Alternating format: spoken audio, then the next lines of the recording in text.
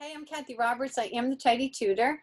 And I'm Pam Young. I'm the author of Sidetracked Home Executives from Pigpen to Paradise. When the thought of holidays comes to mind, or you talk to other women about the holidays, what kind of looks do you get? Is it a joy look, or is it a oh kind of feeling?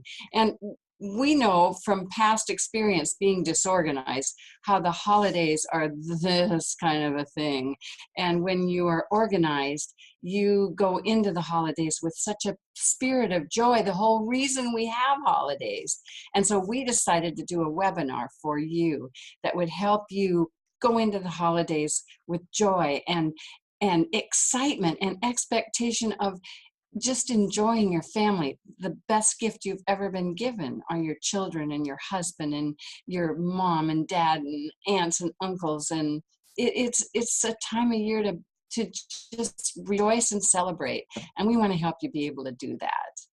So we've gotten together and we've spoken about it, and we have all of these really wonderful things that we're going to share. Pam and I just got done talking about it and talking about it. We had so much fun. We laughed so much. And I'm going to share just some of the snippets of our conversation and help you see, exactly what it is, or at least pieces of what it is that we're going to talk about. So if your holidays are just not as joyful as you would like them to be, and you really would like to have more time to enjoy it with less stress, then you'll want to join our webinar. And so all you have to do is click on the link to register, and then we'll see you on the webinar. It's going to be live. We're going to be there. And if it just happens to be that you can't make it, it will be recorded, and you'll get the recording. In just a couple of minutes, just a second now, you'll see some of the conversation that Pam and I had talking about the webinar that we're having on the 26th. We're so excited. If we can just use our imaginations, because that's one of our gifts we've got as whatever you guys, I call them she's, Right. Aside from home executives. We've got an imagination that gets us through in a pinch, and we think of things that turn out not only to work okay, but they're fun, and it lightens up everything. Yeah, I loved it when we had to go somewhere. I loved it. I loved getting everybody ready and going somewhere. The disappointment stuff, it wasn't like the days sucked, because like you were saying, we're really imaginative. So we make everything work. But I always paid the price for it. Waking up in the morning tired as anything because you barely got to sleep. It sucked all the joy out of the morning. Feeling like, oh, it would have been so nice to have pancakes, or oh, how nice it would have been if we had, even just toast and tea, because like there was no bread left, or not enough bread.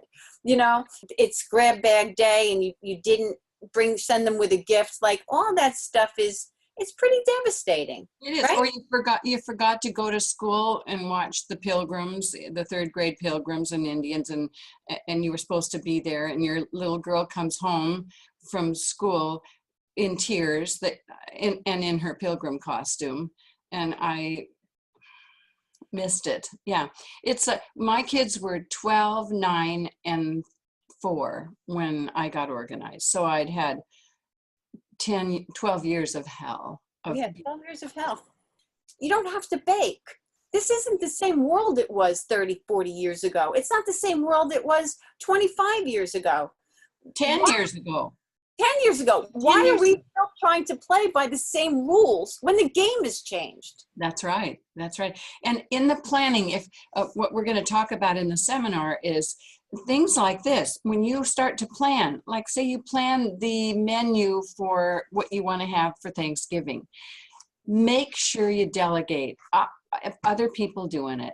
Make it a potluck. Don't do it all. Don't do it all. And also, what can you not do that you've been doing? Like, I don't do Christmas cards anymore. I just call the people I love at Christmas time because I love to talk on the phone, and I just do that.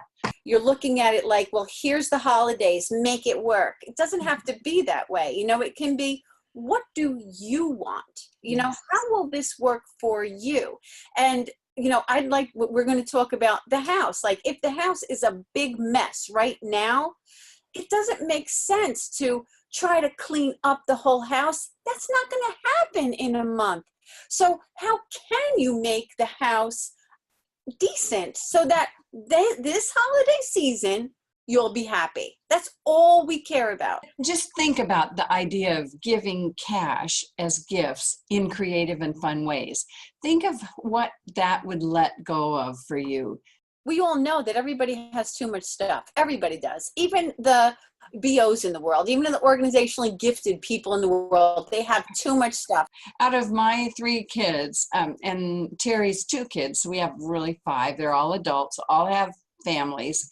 The rich ones have too much expensive stuff. The poor ones have too much inexpensive stuff, and everybody has too much stuff. And it's just to give more stuff. It's just, I love not contributing to the glut of the material stuff, especially this time of year. Yeah, if you were going to imaginatively give money, it stops us from having that lure to pick up crap. If you're walking through the mall, all of a sudden there's stuff that they never sell all year round.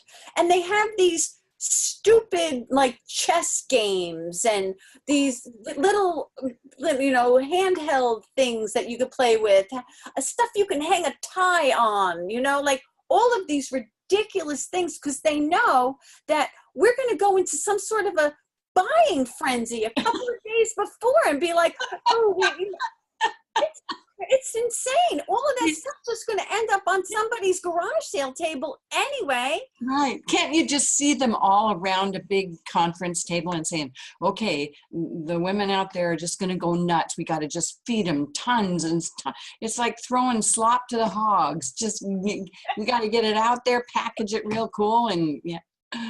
Yeah, it's so true. So there's that. If you are a creative, you love to sew probably in the craft stores. Don't go in them. You should have been in them all year long if you're crafting and you're going to give crafty gifts. From Halloween night till January 1st, stay out of the craft stores and the fabric stores. I have a little system on how to get the gifts wrapped right away. I have a little template that I'm going to share with everybody so that you have this like a little checklist thing so that you know where you hit it, how much you spent even. This year for us, we're traveling. So it's for sure I'm doing money, because I'm not going to take an extra piece of luggage with gifts back east to anybody. I'm going to do I'm getting everything ready with all my cash ideas, and I have over 100 cash ideas. It's amazing what I've come up with. I love them. Yes. And so I'm going to just go through my list, and what I've kept is a running how I have given cash in these creative ways. They know it's going to be cash. They know it over the years. That's what I do. And so they love it. I know they love it. They love it. They love it. Yes. And that makes it so much easier for traveling with gifts. And we'll share some of my ideas of giving cash. How important the say no habit is this time of year. It's such an important habit to have that we think first before we say yes to things. Mm-hmm. And during this time of year, I think it is like one of the biggest times of year that we really do have to step back and say no. When you say no, you give somebody else the opportunity to get some praise and feel good about what they're doing. And so you don't want to hoard all that good feeling, especially when you've got little kids.